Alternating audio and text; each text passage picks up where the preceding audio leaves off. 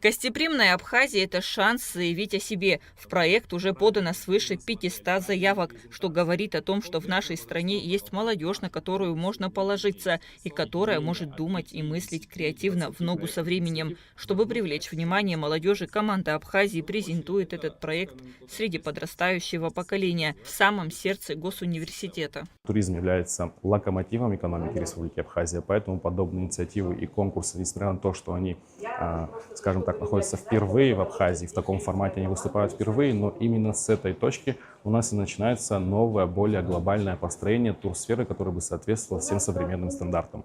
Конкурс в первую очередь направлен на получение фундаментальных знаний для участников, то есть какие сегодня реальные перспективы у туризма, как ими заниматься, какие это дает возможности и как правильно развивать туризм в Абхазии, в том числе и гостеприимство. Конкурс направлен на поддержку туристической отрасли, на реализацию перспективных идей в индустрии туризма Абхазии. В проекте могут участвовать все желающие, независимо от сферы деятельности. Предусмотрено 21 направление, 6 из которых являются новыми для нашей страны. От горного туризма до детского отдыха. Одним словом, тем много. Каждый может реализовать задуманный проект. То, что касается конкурса «Гостеприимная Абхазия», здесь он отличается тем фактором, что это не просто образовательная система и не какой-то образовательный трек. Да, это присутствует, но при этом здесь уникальность заключается в том, что также будет и проходить реализация проектных идей. То есть, если у человека есть какая-то интересная, привлекательная идея, которая реально может приносить пользу, то в этом случае мы оказываем всю возможную поддержку и реализацию этих проектных инициатив.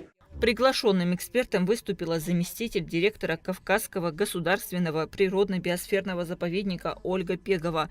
В рамках мероприятия особое внимание было уделено экологическому туризму и сохранению природного наследия Абхазии. Ольга Пегова подчеркнула важность ответственного отношения к окружающей среде и продвижения устойчивых практик в туристической индустрии. У вас такая страна, в которой природа – это не просто какой-то важный элемент, да, но я бы сказала, что это главный элемент Абхазии. Я сама очень люблю сюда приезжать и вижу ту разницу, даже вот вы переезжаете границу из Сочи, вы понимаете, что в Абхазии природы больше, она живее, как бы здоровее, и выглядит это все прекрасно. Но так происходит далеко не везде, и там, где человеческая деятельность осуществляется, то природа все равно деградирует. И вроде бы это не связано напрямую с экономикой, с туризмом, но международные доклады нам говорят о том, что мы теряем природные ресурсы, и мы теряем связь человечества с природой, хотя мы от нее очень сильно зависим.